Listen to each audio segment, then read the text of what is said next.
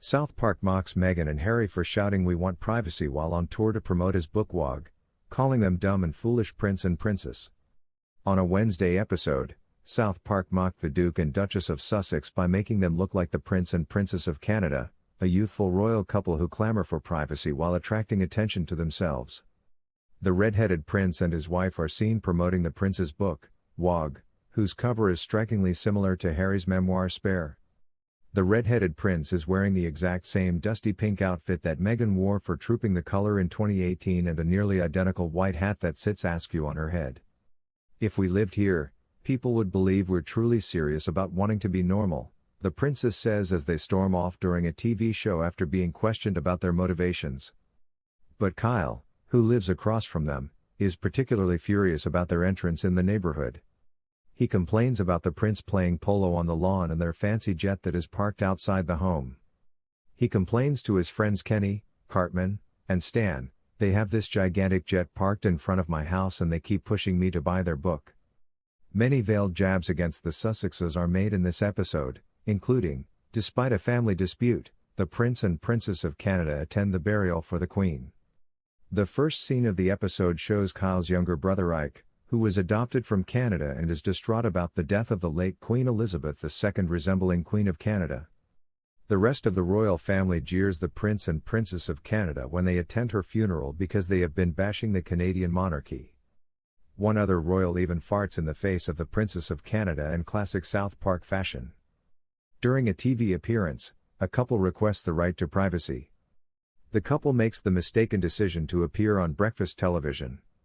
The prince waves a sign that reads "We want solitude" as he enters the Good Morning Canada set, while the princess waves a sign that says "Stop gazing at us." The host inquires, "So you despise journalists?" To the prince. "That's correct," he responds. The host then inquires as to whether, despite detesting them, he has transformed into a journalist after covering the royal family for his latest book, Waaagh. The prince responds, "We just want to be normal people. All this attention is so difficult." As a rebuttal, the host tells the prince that his wife does not desire privacy. The prince and princess then scream at the insult and rush off the set. They start a global "We Demand Privacy" tour, yelling at amused locals and even kangaroos. With dancing rainbows and a catchy theme song, the pair boards their private plane and takes off on a global "We Want Solitude" tour. They travel to France, India, and even a field of kangaroos while stopping in Australia, all the while chanting their pro-privacy slogans to amuse locals. The prince and princess list the U.S. states where they intend to settle.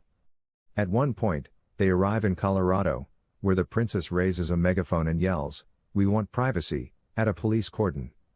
For privacy, they relocate to South Park. They eventually arrive in South Park. "Look at this city." Standing on a hill overlooking the snowy landscape, the prince utters, "There's just something about it. People would think we're very serious about wanting to be normal, if we lived here."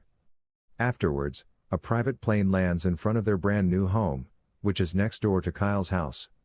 While Kyle is trying to go asleep, the royals collide with him by making a spectacle of themselves with a bullhorn, lights, and fireworks. The two enrage their neighbors right away. The prince insists on inspecting their furniture, which includes a drum set, before playing the drums while sitting on the grass. "Hello you. What are you observing?"